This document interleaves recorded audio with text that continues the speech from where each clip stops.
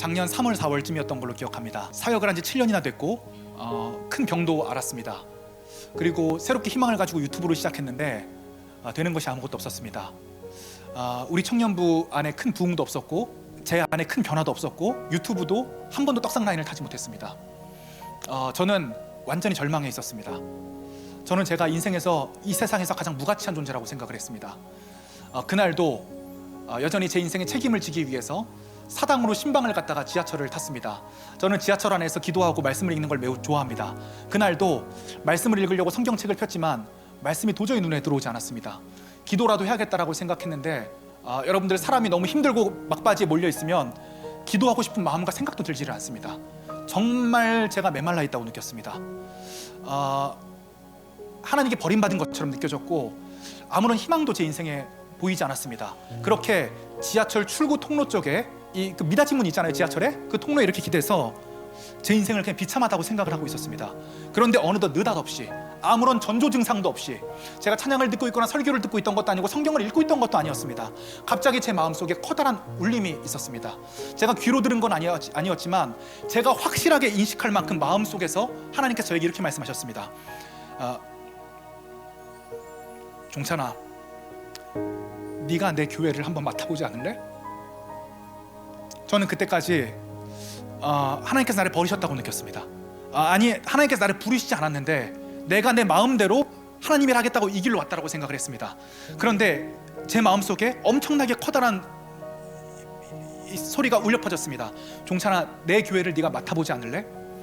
갑자기 제 눈과 코에서 눈물과 콧물이 엄청나게 흘러나오기 시작했고 제가 도저히 그 자리에 있을 수가 없어서 제가 한 10분을 지하철 맨 앞에서 맨 끝까지 계속적으로 울면서 이 손으로 안경을 벗고 얼굴을 움키면서 왔다 갔다 하기 시작했습니다. 제가 그 이후로 확신을 얻게 됐습니다. 저는 신학을 공부하는 사람이기 때문에 그것이 어떤 의미가 있는지 알았어요.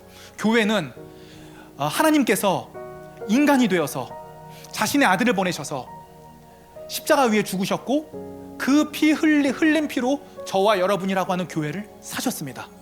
그리고 주님께서는 마침내 저에게 네가 그 교회를 맡아보지 않겠느냐고 권유하셨습니다. 주님께서는 저에게 한 번도 명령하시거나 강요하신 적이 없어요. 때가 되었을 때 주님께서 저에게 네가 맡을 수 있겠느냐고 물어보셨습니다. 그래서 저는 이렇게 대답했습니다. 주님, 제가 7년 동안 최선을 다했는데 저에게는 아무런 성과도 없었습니다. 제가 지난 7년 동안 한 것은 제가 얼마나 무능한 인간인지만을 깨달았습니다.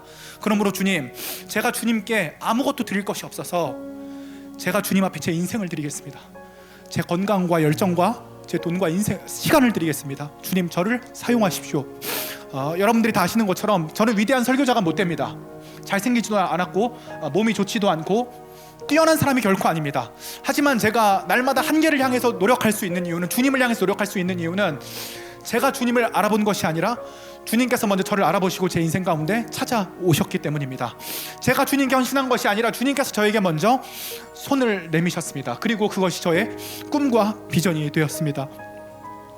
오늘 사도행전에서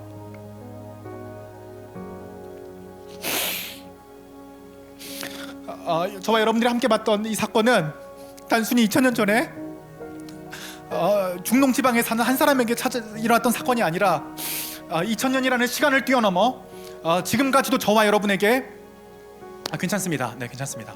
지금까지도 저와 여러분에게 일어나고 있는 사건입니다. 이 사건은 예수 그리스도를 따라가는 모든 사람에게 동시에 일어납니다. 저에게만 일어나는 것도 아니고 사울에게 일어나는 것도 아니고 윤복희 집사님에게만 일어나는 것도 아닙니다. 저와 여러분 모두에게 일어납니다. 그리고 이 자리에 이 영상을 제가 유튜브 각을 지금도 생각하고 있네요. 참, 유튜버는 어쩔 수가 없습니다. 지금도 영상으로 함께 예배를 드리시는, 또 오프라인으로 예배를 드리시는 모든 분들께 동일하게 그 사건은 일어납니다. 이것이 주님이십니다. 우리가 오늘 본문을 통해서 봐야 될 것은 예수께서 우리를 먼저 찾아오셨다는 사실입니다. 예수가 우리를 모두 찾아오셨고 우리도 지금 예수님을 향해서 나아가고 있습니다.